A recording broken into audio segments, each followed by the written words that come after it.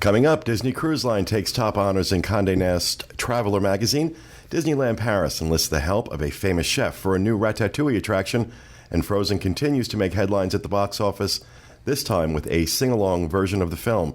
Plus, later on, we discuss what the future holds for Walt Disney World as we focus on some of the major projects Imagineering is working on. All that coming up next. From the Bob Varley Studio in Orlando, Florida, this is the DIS Unplugged.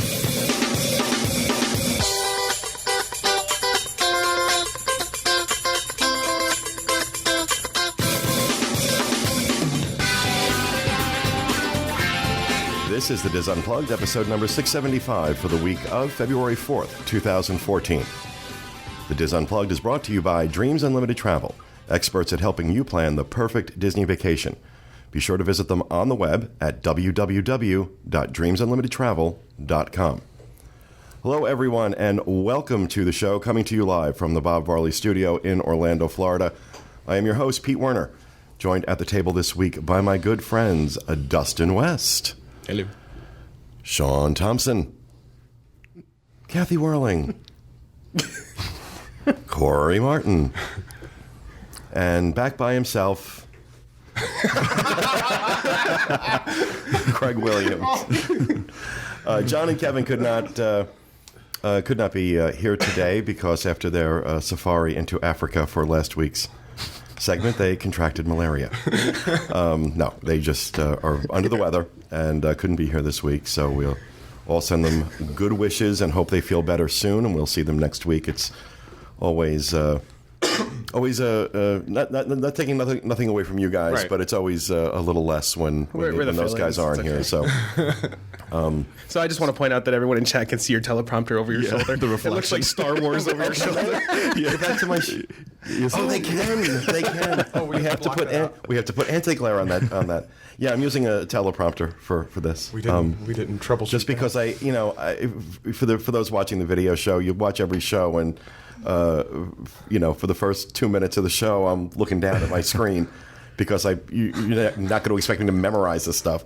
And I'm also, for those watching on video, will notice the new prescription lenses, prescription frames for Google Glass, which I just got, and it just turned on for no apparent reason. Very excited about that. But that's been one of the biggest things that people are asking about. Yeah, the prescription. I haven't had the prescription lenses done yet. I just got these yesterday, but I wanted to wear them, so I have my contacts in, and these are basically vanity frames right now.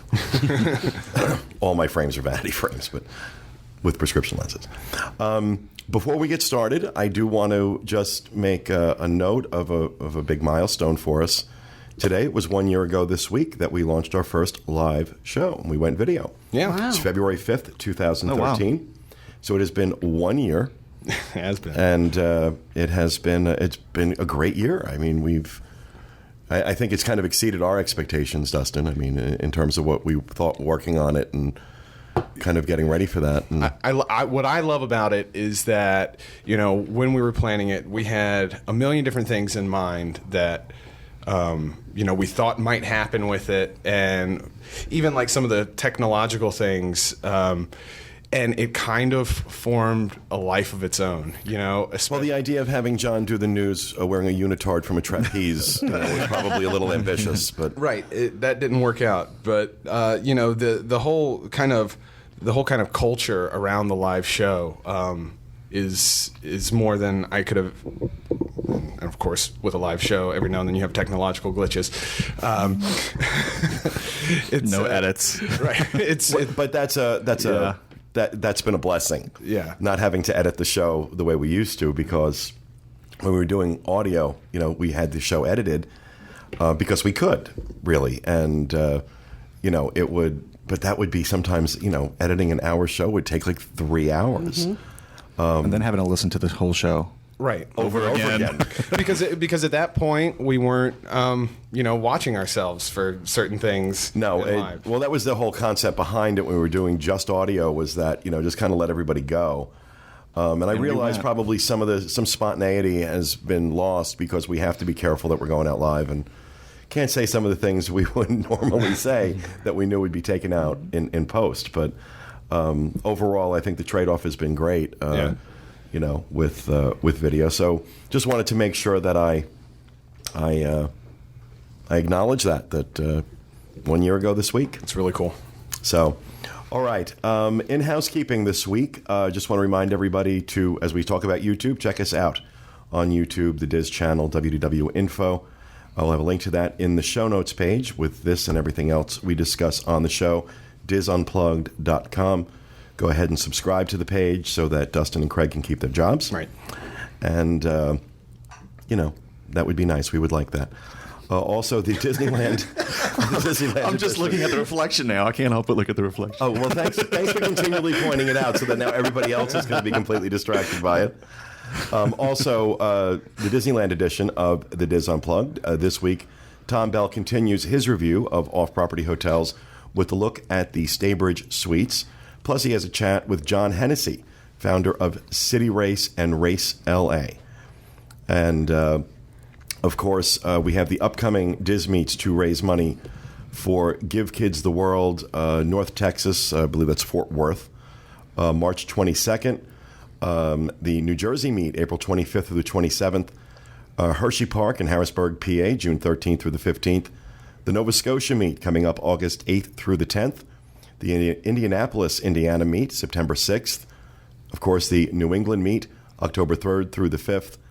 And now I see Arizona has been added to the list. The date to be determined, but they're aiming for an October date. Yeah, that's been on the boards. It's been floating around for a little while.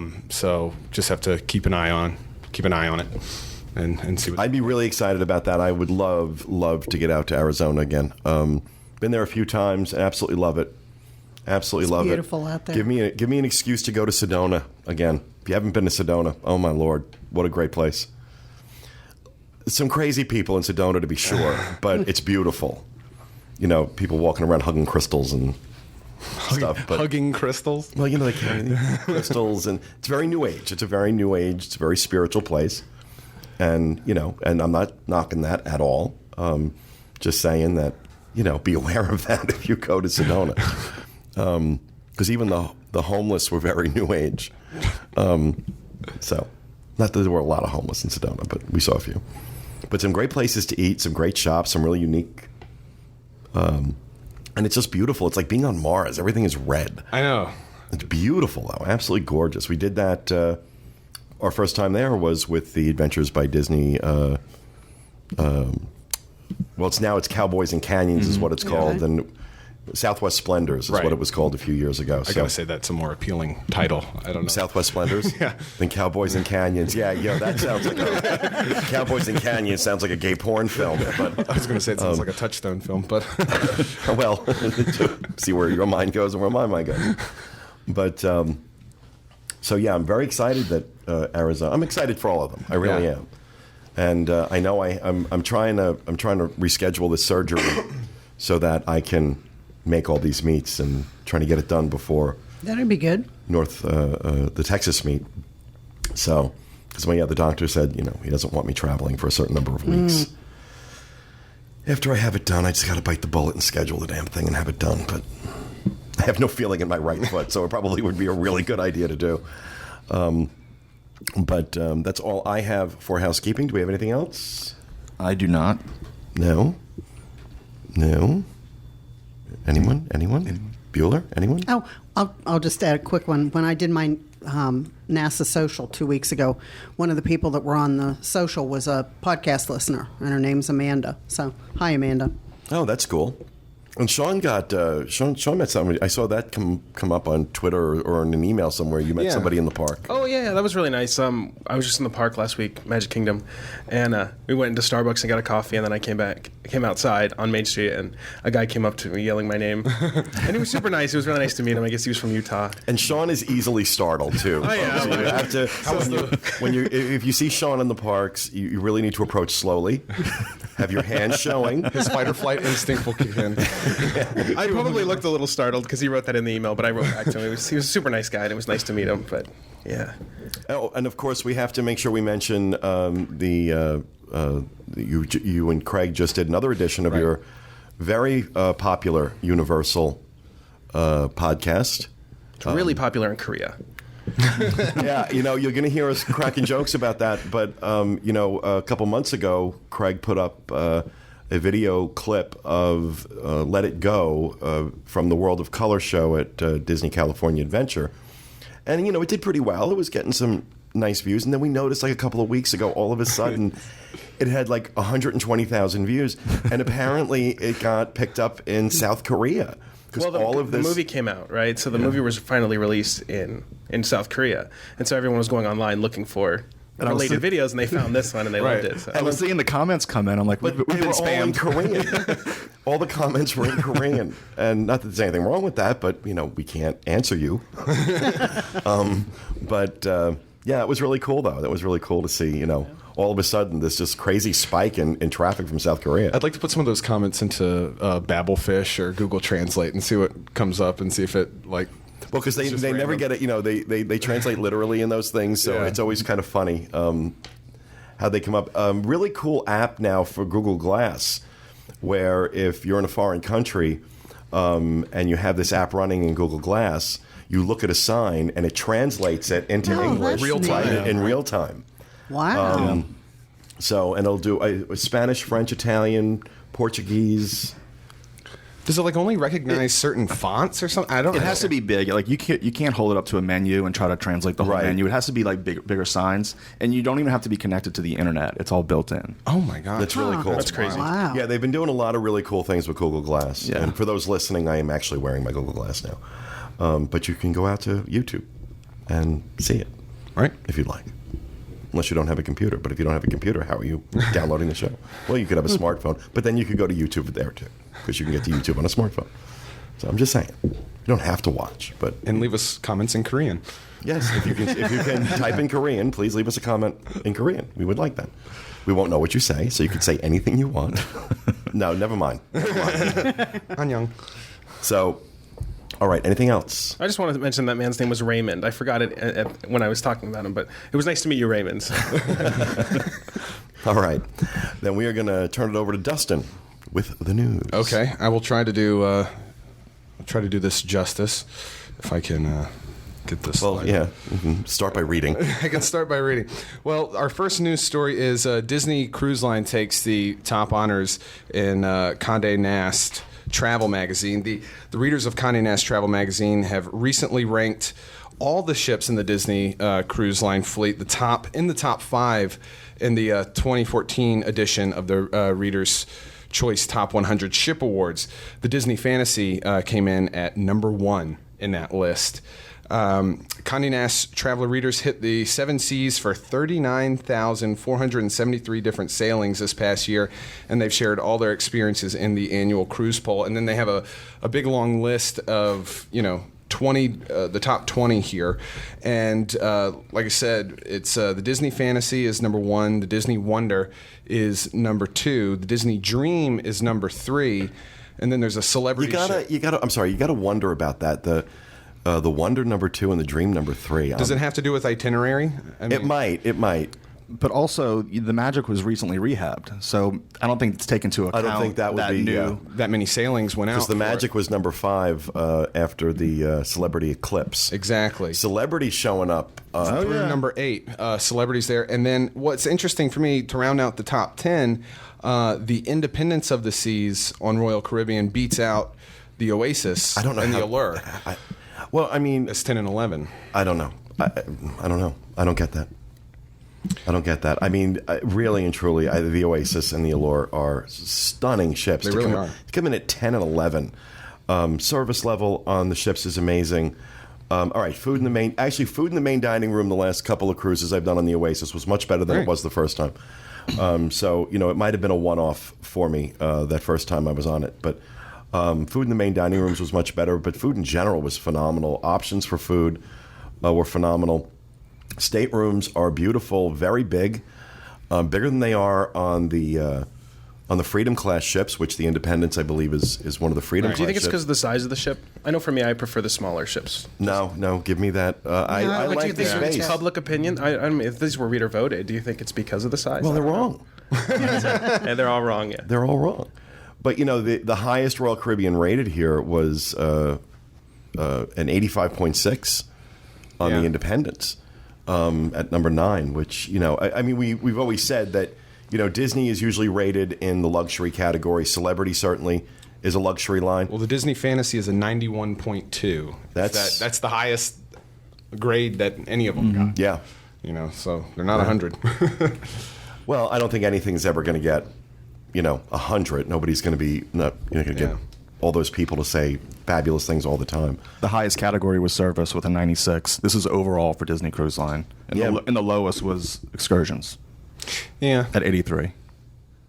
I wonder why that is, but it's interesting though to me that, beyond, because Disney and Celebrity took the top 8 hands down.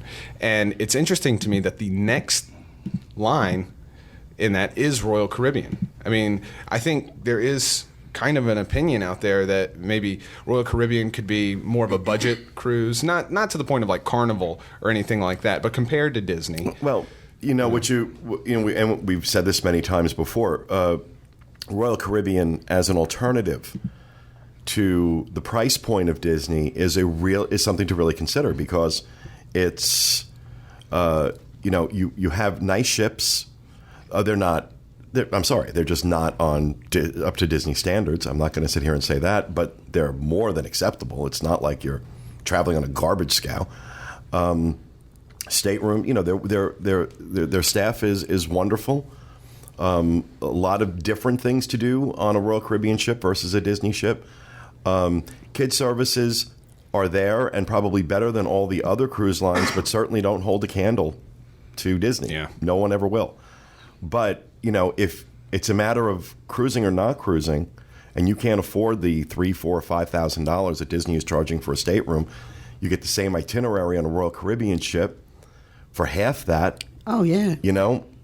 That's gotta be a factor. And so Royal Caribbean really is a good option in those cases. So, it's but like I said, celebrity cruises. You did a celebrity cruise. You did a Med cruise. Did the Millennium, Celebrity Millennium. It was very formal. We didn't know it was going to be that formal. It's also skews a bit older. Yeah. A celebrity definitely skews a bit older. And Corey wasn't thrilled with having to put a tie on. Well, I didn't mind. It was just last minute notice that we kind of booked this cruise last minute, and we're packing for the whole trip, taking photos of everything, and we had a lot of casual stuff in there, jeans, and then we see the itinerary. Like the most casual night was khakis, dress shirt. I'm like, oh no, we had to go out and buy a suit or a couple, because it's not only in the dining room; it's the entire ship. For that cruise, it was the entire ship. So you have your formal night is ship-wise.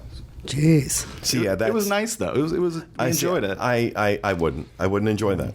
I want to relax on a cruise ship, and that means look. I'm not saying you go into a dining room dressed like a schlub, but I'd like the option if I don't feel like going formal. That I'd like the option of being able to wear something a little less dressy.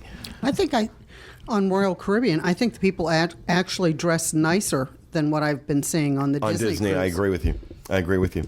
I've noticed that as well. That, well, I think just I don't know. I don't know I don't think it's the caliber of guest per se. A difference in the caliber of guest. I think the atmosphere in Disney is probably just a little more relaxed. Oh yeah. It seems like it's changed though from when we first started cruising on Disney. It was a little more dressy. The industry changed though. Yeah, the industry changed. In large measure because of Disney. Really? Well, yeah, these ships, a lot of these ships did not have the kind of children's services they have now before Disney came along. Disney was the first cruise line to offer a majority of their staterooms as outside staterooms, and the majority of them as balcony staterooms. Go take a look at some of those ships from the 80s. Yeah. And even into the 90s. And how few balcony staterooms there are. Disney was the first one to do the split bathroom design. They were the first one to put a tub in the stateroom. They were the first one to do kid services at that level. And everybody else had to play catch up. It was incredibly innovative when they released the Magic. It was a very, very innovative ship, and it did have a huge impact on the industry. And, I know some people would probably argue that point, but you're wrong and I'm right. But So, I think the industry has changed in large measure over the last 20 years, 15 years because of Disney. And, I'm sorry, but you see the outbreak of Norwalk virus happening right now on cruise ships. And I don't want to jinx it, but you rarely hear it from Disney. That's because, the Center for Disease Control has certain guidelines for how these ships are supposed to be cleaned. And Disney meets those guidelines and then goes above. Mm-hmm. Disney goes well beyond what the guidelines require them to do in terms of keeping those ships clean. Those ships are immaculate. Because it's not about dodging fees. It's about making sure that does not happen, because that would look terrible. But it has happened. There have been outbreaks of Norwalk on Disney. But I'll tell you, it's not common. It's not something where you start seeing it on Princess Royal Caribbean, Holland America. When you start getting these outbreaks, you don't see it on Disney as much. I mean, it's going to happen. You're going to have issues like that when you have that many people in a confined space, no matter how clean you try and keep it. But Disney goes, I think, well beyond what they're required to do. When I was on Royal Caribbean, I was struck with the fact, when you're on the Disney cruise, everywhere you go, they're handing you hand wipes to do your hands. Exactly. Where on Royal Caribbean, they had the machines there.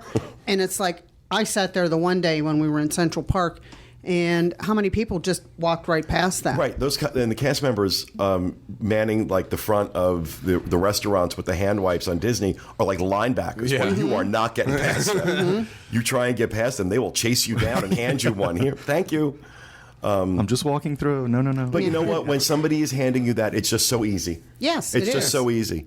Somebody's handing it to you. Oh, sure. Okay. Good idea. But if I have to take the 3 steps over to the Purell machine, right. Let's wait. That's too far out of my way. And there was times that the machine didn't have stuff in there. Saw that a lot, too. So, I mean, little things add up. I'm sure that adds to, why Disney, you don't see the big major outbreaks. And I'm surprised that other cruise lines have not adopted that policy. I think that's one of the reasons that Disney keeps that in check. So... But congratulations, Disney Cruise Line. Well deserved. Yeah. Top 3 spots. Conde Nast Travelers. Best cruise lines. I agree with it. Cool. Well, our next story is Disneyland Paris teams up with Chef Paul Bocuse for Ratatouille attraction. Disneyland Paris Resort has enlisted the help of the godfather of French cuisine to come up with a new attraction starring Remy, the little rat, who dreams of becoming a master chef in Ratatouille. It's scheduled to open this summer. This new attraction will be located in Le Monde de Remy, the world of Remy, a reconstructed Parisian neighborhood in the studio's Disney park. Now, I don't think it was a reconstruction neighborhood. That's after the Civil War and stuff. And now here's a French word that I'm not going to be able to pronounce. The attraction will be titled Ratatouille. I'm going to try to translate this. The adventure, l'adventure, L'Aventure, Tolement, Toque de Remy. The Remy restaurant. I can pronounce it good. I don't know what it means. Use your Google Glass translator. Yeah, really. Maybe I should try that. Isn't toque hat? Isn't that the chef hat? Am I getting that wrong? Your guess is better than mine, I would say. Well, it would be Toque, right? Is it Toque? I don't know. Toquee. With a little thing. Anyway, the ride will invite guests to follow the adventures of the young rat. Like the Oscar-nominated film, the ride will take place inside of the Parisian restaurant Chez Gusteau. Now, since gourmet cuisine is at the heart of the new attraction, the ride will open alongside a new restaurant, Le Bistro de Remy, where friends can savor the little chef's famous ratatouille in a jumbo setting. Okay, for as cute as the movie is, does anybody else have a problem with rats in restaurants? I think when they did it at Le Chef's, it was cute when they brought them out on the tray. It was, but still, just you're pairing together rat and food in the same place. And that's just a little unsettling to me. That's all I'm saying. That's just a little unsettling. They provided a few details on the attraction last May, noting that it will allow the character of Remy to combine his storytelling talents with next-generation technology. Living up to the promise, the ride will allow guests to experience the world as Remy sees it, in a few inches from the ground. So it's Hello. I'm You just voting? pointing out your microphone since you're talking to here. I apologize. Okay. So it sounds cool. It's interesting. It's going to be in the interesting that it's going to be in the Studios Park, but I guess that park could really use something. You need something like this. I mean, that's kind of cool. I saw some, some artist renderings, and you are going around the restaurant, from his point of view, right? Which is neat, and it's going to have the voice actors. Though I don't know if Patton Oswalt will be involved because he'd have to speak French. Well, irrespective, I think you have Chef Paul involved. The food's going to be amazing. Yeah. Chef Paul is, of course, one of the Les Chefs de France. That well, he's Monsieur Paul, isn't he? well, and he's also Monsieur Paul, which is Right. what used to be okay. Bistro de Paris. the Bistro de Paris. But he's one of the 3 chefs that founded Les Chefs de France and put that menu together. That makes sense. He's been involved with Disney before with very, very good results for those who have eaten at Chefs de France and those who have eaten at Monsieur Paul. So I think, at least we know the food will be good. Right, exactly. But, it's in that part of the Disneyland Paris park, the studios, which, for those who haven't been there, when you go into the Magic Kingdom, the Disneyland park in Paris, it is amazing. It blows ours away, just in terms of the detail and the scope. But they spent $4 billion on it, so it should. And then they spent $75 on the studios. The studios were built on. They had an agreement with the French government that they, after a certain amount of time, they had to build a second park. But at that point, Disneyland Paris was not profitable. They were losing money hand over fist, so they were not going to invest. Okay. $1 billion building this park, and clearly they didn't. It was pocket change. It's like the stuff they found, on the bottom. It's a small world is what they used to pay for this. Well, I always like to say that the Disney Studios park out in Paris looks like it's made out of cardboard. It does. It does. And I heard somebody say once it was at night they took it down and put it away, and then put it back up before anybody got there the next morning because it looks like a temporary park. Yeah. So interesting that they chose to put it there. It is, and hopefully this is the first in many new things that will go there that would be of higher caliber. That's what I'm hoping. Yeah, I mean they have a few. They have what's the coaster with turtle? Oh yeah, the my turtle. gosh, the Crush coaster. Yeah, which that was nauseating. It is, quite frankly, but it was a really cool ride, and that's a big draw in that park. Of course, they have Tower of Terror there, which is all done in French, which is something you should experience at least once. It was really cool. A little different than ours here. It's very similar to, I think, to the one in California. But well, the cool part of this Remy ride, if all the rumors are correct, it's going to use a new kind of technology and ride vehicle that they're also saying they might try to use for a Brave ride if they don't do the Norwegian boat ride and they actually do a track ride. The only other place they use this type of vehicle is in... Oh, wait a second. Is this Remy thing a ride or a restaurant? It's a ride. It's both. Oh, it's both. Okay. Yeah. Okay. That's right. Okay. But yeah, they use the technology right now in Pooh's Honey Hunt in Tokyo Disney, so they might bring it. So they're going to use it in the Remy ride, and then they might also use that for the what I think I said Brave before, but Frozen. Whenever Right. they eventually do a ride for that soon here. See, So- typical fat guy. I'm just focused on the food. I'm like all excited that Chef Paul's opening another restaurant. I'm like, oh, I got to go out to Disneyland Paris just for that. No, but I think it'd be cool, and like I said, I hope it adds to that park. Absolutely. Yeah. All right, and our next and final news story is sing-along version of Disney's Frozen opens to big sales. Now, Disney's hit Frozen continues to make headlines in its 10th weekend in nationwide release as a new sing-along version. Sing-along? Sing-along.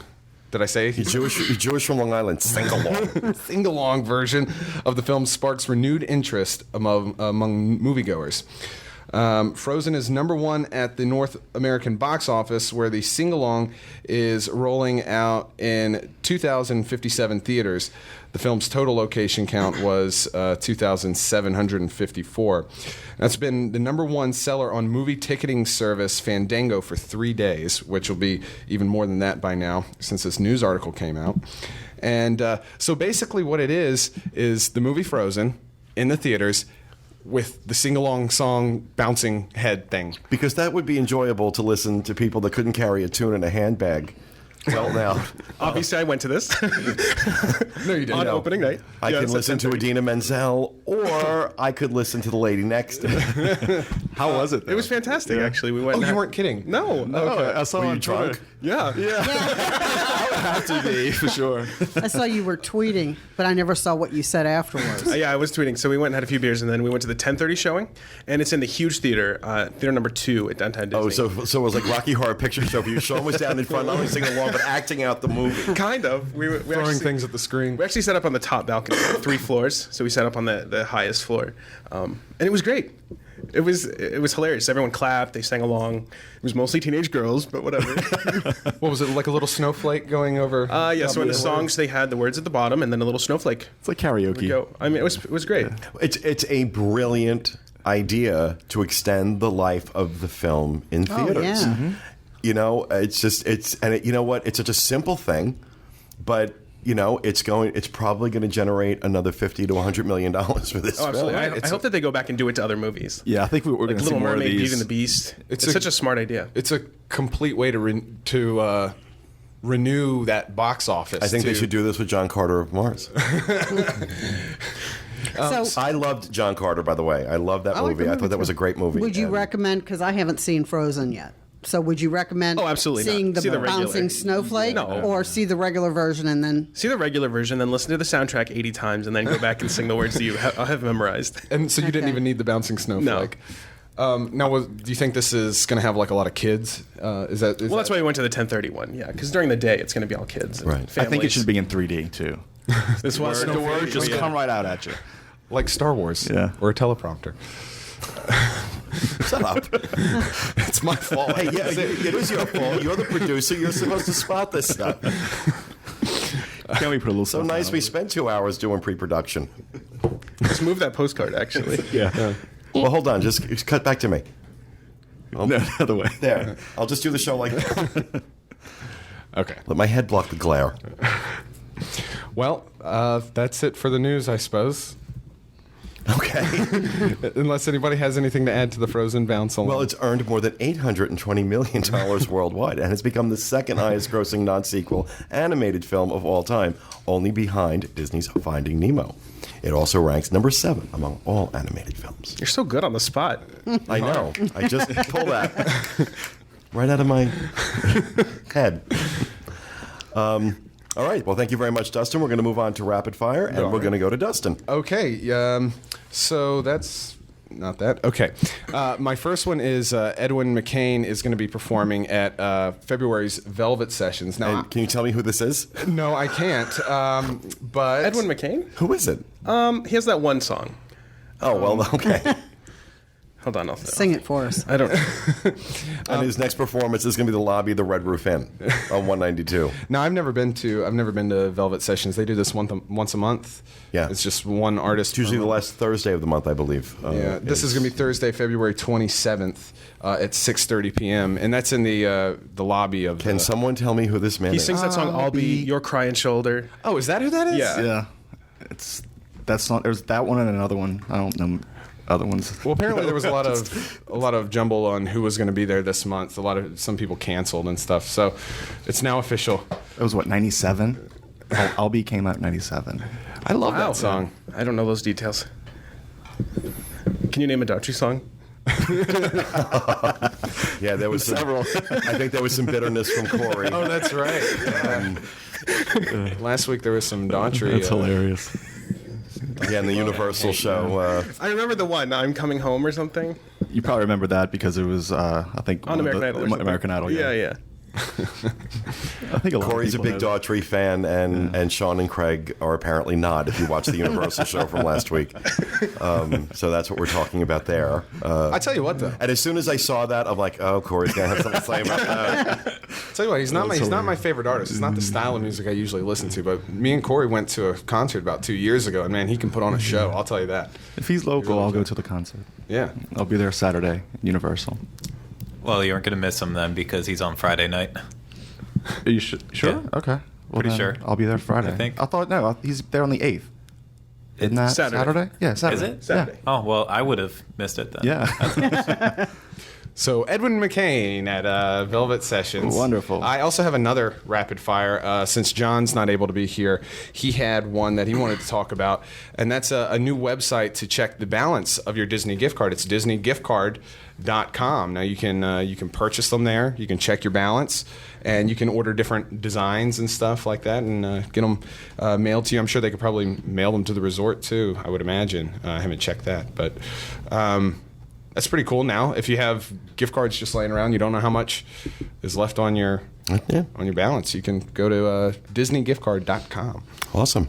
Thank you, Dustin. Let's move over to Lady Whirling. Yeah. Okay. The sundry shops on the Magic, the Dream, and the Fantasy are now going to be open when the ships are docked in Port Canaveral, where before all those stores were closed. Right.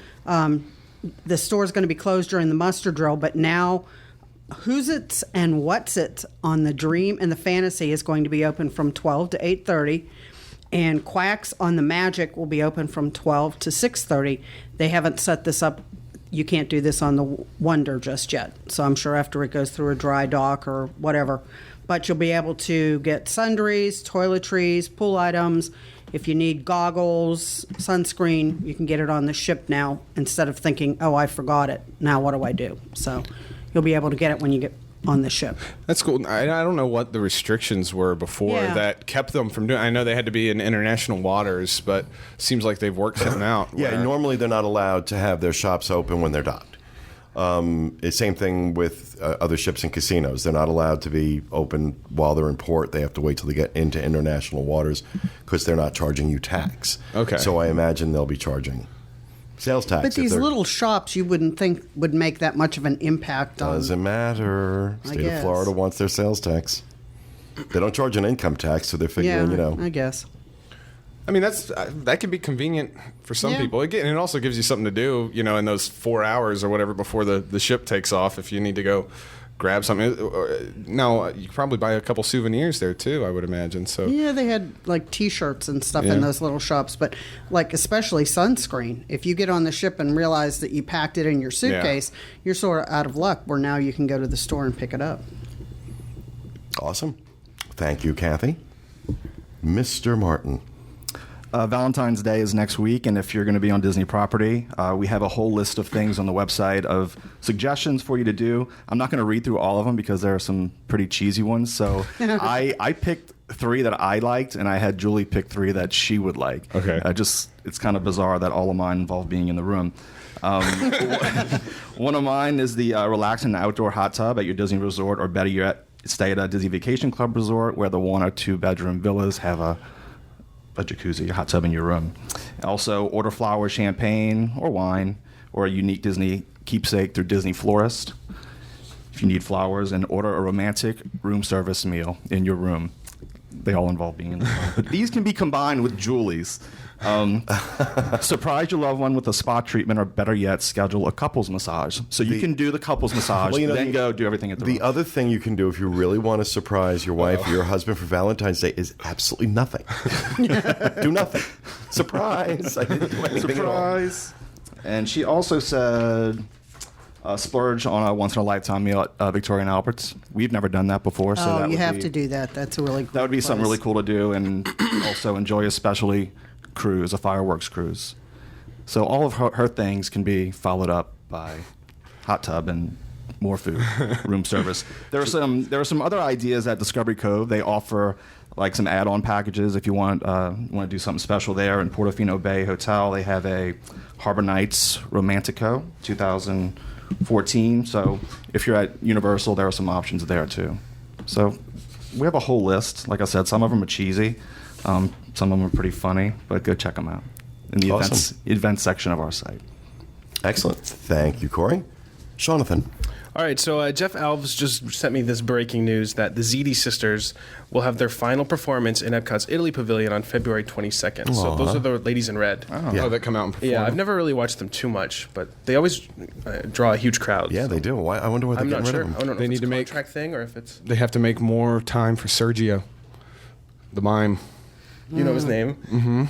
Is he an Italian mime or is he the He French? blows the whistle. That's the French guy, right? With the chair. They all blow the whistles. Oh, okay. And Sergio is the mime in Italy. Oh. Pretty sure. Am I right? Yeah. I don't know. I don't. Yeah. I don't Right. watch those things. He And he- throws balls. Yeah, he throws balls at people. Who are the chair people in France? Do you know their names? The Monsieur Chair Chair. people. The chair people. Monsieur Chair. All right, so my real rapid fire. Thank you, Jeff, by the way, for that. New membership magic perks added to Disney Vacation Club. So DVC has announced several new perks for their members, all bundled together as the new membership magic program. It features new discounts, new experiences created at Walt Disney World, and exclusive merchandise offered online.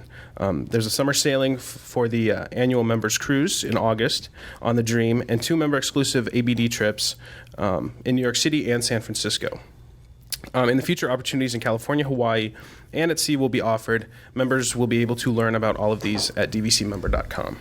So I think this is a good improvement to kind of collect everything, all these kind of special benefits, and have them in one place for people to access. So Absolutely. seems like a good thing. Awesome.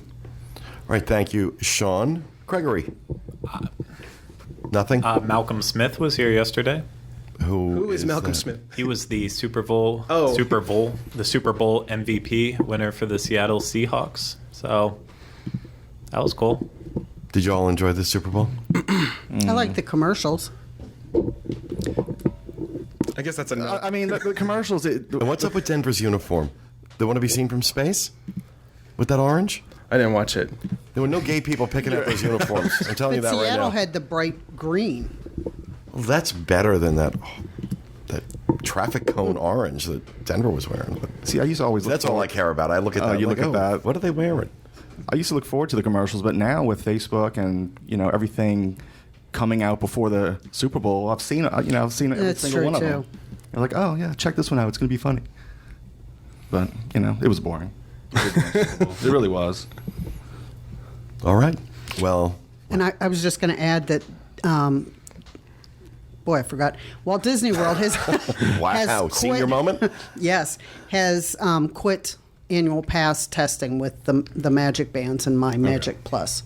So I guess they figured it works for annual pass holders. So they're not recruiting people like they were doing last week. Or So are they just doing it for annual pass holders now, or just they've just no, done supposedly it's ended. So Okay. I think they got their group, and now they're going to see how Yeah. it goes and then move on from there. Okay. Awesome. All right. Thanks, everybody. To close out our segment, our show this week, we have our top 10 threads from disboards.com for the month of January, and some interesting ones here. Number 10 this week or this month. For those who think only Dizzers hate FastPass Plus, check their Facebook page by Restuso. And so I guess people on the Disney Facebook page are complaining about it too. Exactly. Yeah, they're sending people to the official. I don't know if it's a Disney World Facebook page or a specific Facebook page for FastPass Plus, but yeah, people are kind of ripping it apart. Yeah, so it's not just on our site. Number 9, Epcot is sad by Horizons RIP. And this I'm sorry, this thread sounds a little trollish to me. First of all, keep in mind the username is Horizons RIP, so apparently bitter about Horizons closing 1,000 years ago. It is really hard to find a starker contrast than between the timeless charm of Magic Kingdom and the sad, outdated 80s retro futurism of Epcot. The place looks like it came out of a bad Jetsons episode. I felt insulted by the choose your future ending of Spaceship Earth. Horizons at least treated the issue seriously. As for World Showcase, does anyone else find it borderline offensive?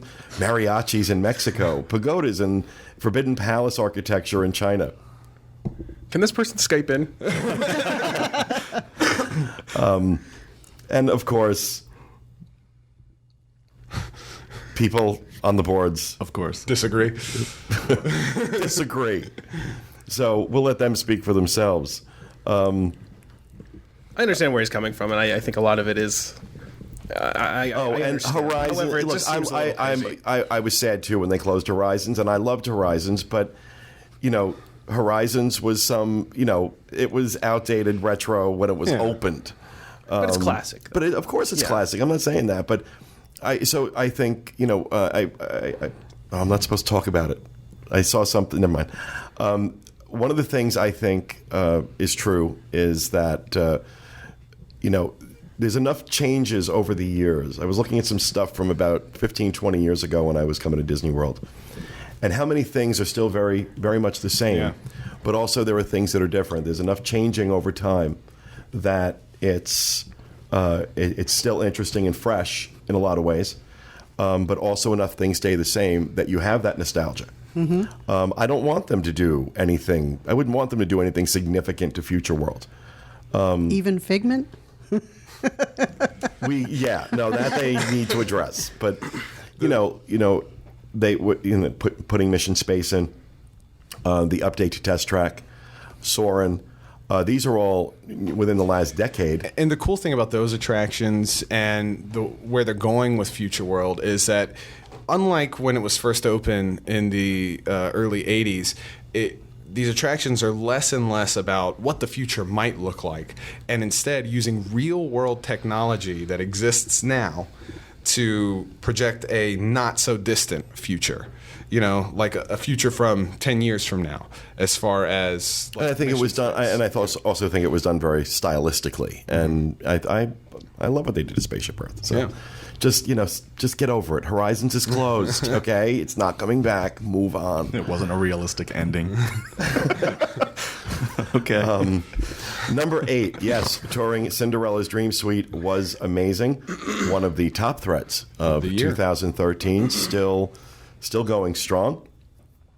Number 7, Disney World is broken. Posted by Mary S222 on the Theme Parks Attraction and Strategy Board. I've been to Disney World over 10 times in my 40-plus years, and the experience just gets worse each year. I really wanted to believe that each bad visit was just an anomaly, maybe bad luck or the wrong time of year, but I've learned that it doesn't really matter when you go. The Disney magic is long gone. The root of all the problems are the crowds, or more specifically, the over-demand/undersupply imbalance related to their most popular attractions. We keep hearing this over and over and over again. I mean, Mary is not the only person to have commented on this. Even in the slow months, I just got back yesterday, and she posted this on January 27th. The parks are so crowded, you're forced into full Disney combat mode to make sure you have a fun time at the park. You all know what that is. Get there at rope drop, get your fast passes, plan your route, make your ADRs months in advance, eat early, ride while others are watching parades. It's insanity. But not doing all that is even more insane because you'll be stuck in lines all day and maybe miss riding certain attractions altogether. I think that's sad because if you were just coming to the DIS boards for the first time and you've never been to Disney and you read that, you might have second thoughts about coming. And I still think you can go to the parks, maybe you don't see, everything, but you get to see a good part of it, and there's still magic in the parks. But what does it say? What does it say when your most ardent fans, your most loyal fans, people who have been coming for 20, 30, 40 years even, are starting to say this? People who were your fiercest defenders for every change. I mean, remember when we started this show, anything negative I said about Disney was met with a strong response, not a positive one, by a lot of people. Now, not so much. And I'm starting to see this more and more on the boards. This, so I'm wondering, I can't blame these people. Oh, right. But I guess I think nowadays everybody feels like they have a platform so that if something isn't going their way in a park, they can relay that information. Or maybe, like when you first started going, well, you had a board, but I mean, how many people came home and posted that something wasn't quite right? Like everybody now feels that they have to come back and report. The culture has changed, definitely. So maybe, if somebody's going for the first time, they went and had an absolutely wonderful time. But when you're reading some of these reviews, and that's like with the fast passes and everything else, people are now starting to second guess whether or not they should go instead of just going and experiencing it for themselves and making their own decision. Right. That's true. That's true. But, when you're talking about the kind of money you need to lay out to do a Disney vacation, people are going to want to get as much information as they can, and then they start seeing stuff like this. I understand what you're saying, and I don't think it should deter first-time visitors from coming. Everybody has their own opinion. Everybody's experience is different. I'm sure for every, for every person that's had this experience, you've got at least one other that's had a much more positive experience. So, and I'm not blaming the poster because, like I said, after a while, you start seeing a trend to some of this stuff. Oh, I think that people should then say some of this stuff, but if you're reading it, need to take it with a grain of salt, because unless you tell Disney that you're not satisfied, that the lines are long and your cast members maybe didn't do everything they should have, how's Disney going to know? But then on the other hand, if you had a good experience, you need to report that also. But what I would point out to people, and this is true now, if not more so than it has been for years, Disney does listen. They read these boards, they read your feedback, they read the emails and letters you send, and they do change things. I realize that some of the stuff, especially where FastPass Plus is concerned, and the My Disney Experience initiative in general, has people frustrated, confused, and sometimes downright pissed off. Yeah. And to those of us who are ardent fans, I'm choosing to say, wait and see. I want to see, they keep tweaking and adjusting. I want to this is a $1 billion initiative. And if there's a problem in the parks, Disney is usually pretty good about fixing it. Exactly. And too many people are complaining about this. They're going to respond. I don't know what that response is going to be. If they don't respond, they will pay the price for it. Because when the hardcore fans stop coming, that will have a dent in the bottom line, whether Disney wants to acknowledge that or not. There's a lot more of them than they realize.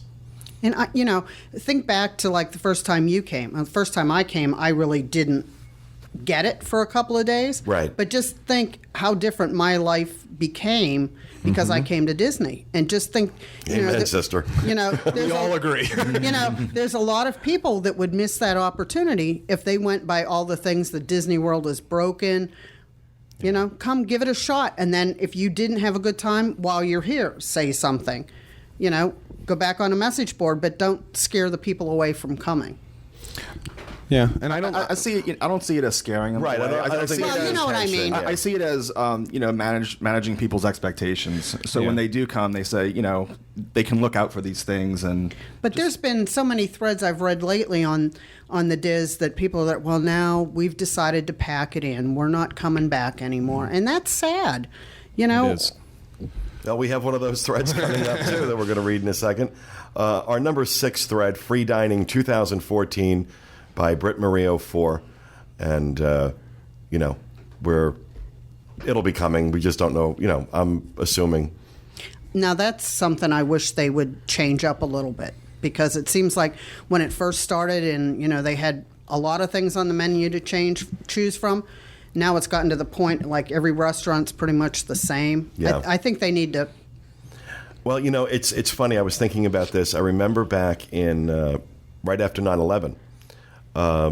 Talking with some executives at Disney World, myself speaking to them from the standpoint of being an owner in Dreams Unlimited Travel, and I know other people in the travel industry were having the same discussions with them because they were very frustrated. A lot of us saying, you need to do something to get people down here. You need to put out a discount. You need to put out something. And Disney was, their policy was fervent. We will not discount our product. Because if we do it once, then we have to do it for good. Mm-hmm. And it turned out they were absolutely right. That if they don't offer free dining, if they don't offer some of these packages, they're going to lose money. Right, because people just sit there waiting. I'm not going to book until free dining comes out. And if they don't get it, they will have a canary. Mm-hmm. If they don't get their free dining. Yeah. And you know what? And I understand that. That's a big savings. It is. You're buying your Disney World vacation and you don't have to pay for food. That's a big savings. Of course, I can understand why people would do that, but I wonder if they regret having done it. That would be interesting to know. Because I know, like you said, they've scaled back what's available on the menus. They've scaled back the number of weeks that free dining is available. The only time it ever shows up outside September is if they're really hurting. And even then, it'll be kind of... Although last year, didn't they do it through... They ran it almost through December.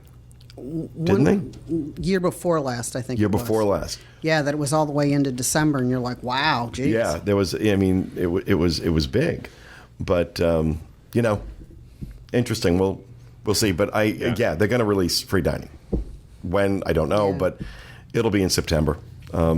It'll be, take a look at the weeks from last year, late August into mid-September. I think it was about 3 weeks of September had it, and that's what you're going to get. So, number 5, the second place thread from 2013, Stateroom Mickey Ears, and then some by I Drive Illumina. I drive a Dodge Stratus. Ever since Dustin cracked that joke to me when we were putting the list together, it's a Saturday Night Live bit with Will Ferrell. I drive a Dodge Stratus. Every time I hear I drive Illumina, I got to think of that now. Well, that's one of those things. Like when I signed up, I used Safety Mom. I didn't realize that many years later, I was going to be associated with Safety Mom. It was just I picked a username. What do you think I Drive Illumina drives now? Yeah. Well, hey, maybe he's... A Honda Civic. I don't know, but he's a division manager. He has 27 people working under him. We're not making fun of you, I Drive Illumina. Just your username. The number 4 thread coming to us from, again, the Theme Parks Attractions and Strategy Board by Mama Bear 0222. 0222, I should probably say. Yeah. Throwaway room. So I've searched this and can't find anything. Is it true you can get a throwaway room to get magic bands? Which resorts? I don't have a lot of time left, LOL. Sent from my Samsung S3 using his voice. I don't get it. What is this? Do you have an opinion on that? Because I do. What exactly are they talking about? People are just getting like a cheap room on property and never even showing up in the room. Just to get the magic band? Just to get the magic basically bands saying, and the fast passes. I'd like to have this magic band as an accessory. I will pay $100. No, for fast passes. Oh, for fast pass. Yes. Okay. For fashion. Okay. So like they're staying off property and they just I mean, they're paying for it. They're not doing anything wrong. Just stay on site. Well, they used to do that at the campground, and they used to do that to try to get free dining. And then Disney got wise to that and said, like, you couldn't do that for a campsite. Yeah. So is Disney going to go move? I don't know. How do you enforce that? I don't you're know. not Is there any sleeping in need your room. to? There's no need to enforce Yeah, it. as long as they're They can't checking make in. you sleep there. Well, they do have to come in every couple of days and make sure. You're not dead. Yes. Just But it's not like a body rotting I'm sure in there. Disney doesn't care that people are using rooms, and unless they start seeing that, well, they're not using the food courts, and Just go they're and mess seeing- up the towels and the bed a bit. And Well, they leave, can't force you to use the food courts. No, but you know what I mean. You know how Disney has it. Like if we keep you on property, we can Control you. Yes.